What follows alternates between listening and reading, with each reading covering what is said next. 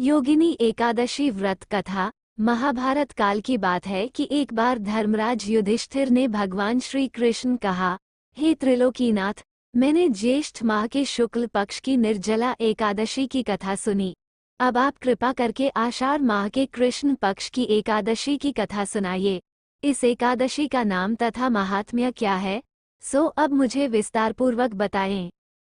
श्री कृष्ण ने कहा, हे पांडु पुत्र, आषाढ़ माह के कृष्ण पक्ष की एकादशी का नाम योगिनी एकादशी है। इसके व्रत से सभी पाप नष्ट हो जाते हैं। यह व्रत इस लोक में भोग तथा परलोक में मुक्ति देने वाला है। हे धर्मराज, यह एकादशी तीनों लोकों में प्रसिद्ध है। इसके व्रत से सभी पाप नष्ट हो जाते हैं। तुम्हें मैं पुराण में कही हुई कथा सुनाता हूँ, ध्यानपूर्वक श्रवण करो। कुबेर नाम का एक राजा अलकापुरी नाम की नगरी में राज्य करता था। वह शिव भक्त था। उनका हिम्मली नामक एक यक्ष सेवक था, जो पूजा के लिए फूल लाया करता था। हिम्मली की विशालाक्षी नाम की अति सुंदर स्त्री थी। एक दिन वह मानसरोवर से पुष्प लेकर आया, किंतु कामासक्त होने के कारण पुष्पों को रखकर अपनी स्त्री के साथ रमण करने लगा। इस भोग विलास में दोपहर हो गई। हिम्मली की राह देखते देखते जब राजा कुबेर को दोपहर हो गई तो उसने क्रोधपूर्वक अपने सेवकों को आज्ञा दी कि तुम लोग जाकर पता लगाओ कि हिम्मली अभी तक पुष्प लेकर क्यों नहीं आया। जब सेवकों ने उसका पता लगा लिया तो राजा के पास जाकर बताया, हे राजन, वो हिम्मली अपनी स्त्री के साथ रमण कर रहा है। इस बात को सुन राजा कुबेर ने हिम्मली को बुलाने की आज्ञा दी। डर से कांपता हुआ हिम्मली राजा के सामने उपस्थित हुआ। उसे देखकर कुबेर को अत्यंत क्रोध आया और उसके होंठ फड़फड़ाने लगे। राजा ने कहा, अरे अधम, तूने मेरे परम पूजनीय देवों के भी देव भगवान शिवजी का अपमान किया है। मैं तुझे श्राप देता हूँ कि तू स्त्री के वियोग में तड़पे और मृत्युलोक में जाकर कोड़ी का जीवन व्यतीत करे। कुबेर के श्राप से वह तत्क्षण स्वर्ग से पृथ्वी पर आ गिरा और कोड़ी हो गया। उसकी स्त्री भी उससे बिछड़ गई। मृत्युलोक में आकर उसने अनेक भयंकर कष्ट भोगे, किंतु शिव की कृपा से उसकी बुद्धि मलिन न हुई और उसे पूर्व जन्म की भी सुध रही। अनेक कष्टों को भोगता हुआ तथा अपने पूर्व जन्म के कुकर्मों को याद करता हुआ वह हिमालय पर्वत की तरफ चल पड़ा।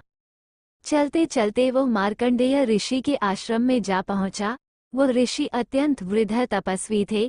वह दूसरे ब्रह्मा के समान प्रतीत हो रहे थे और उनका वह आश्रम ब्रह्मा की सभा के समान शोभा दे रहा था। ऋषि को देखकर हिम्मली वहां गया और उन्हें प्रणाम करके उनके चरणों में गिर पड़ा। हिम्मली को देखकर मार्कंडेय ऋषि ने कहा, तूने कौन से निकृष्ट कर्म किए हैं जिससे तू कोढ़ी हुआ और भयानक कष्ट भोग रहा है। महर्षि की बात सुनकर हिम्मली बोला, हे मुनिश्रेष्ठ, मैं राजा कुबेर का अनुचर था। मेरा नाम हिम्मली है। मैं प्रतिदिन मानसरोवर से फूल लाकर शिव पूजा के समय कुबेर को दिया करता था। एक दिन पत्नी सहवास के सुख में फंस जाने के कारण मुझे समय का ज्ञान ही नहीं रहा और दोपहर तक पुष्प न पहुंचा सका। तब उन्होंने मुझे श्राप दिया कि तू अपनी स्त्री का वियोग और मृत्युलोक में जाकर कोढ़ी बनकर दुख भोग। इस कारण मैं कोढ़ी हो गया हूँ तथा पृथ्वी पर आकर भयंकर कष्ट भोग रहा हूँ। अतः कृपा करके आप कोई ऐसा उपाय बतलाए जिससे मेरी मुक्ति हो।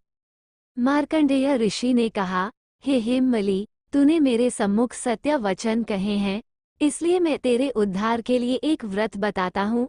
यदि तू आषाढ़ माह के कृष्ण पक्ष की योगिनी नामक एकादशी का विधानपूर्वक व्रत करेगा तो तेरे सभी पाप नष्ट हो जाएंगे।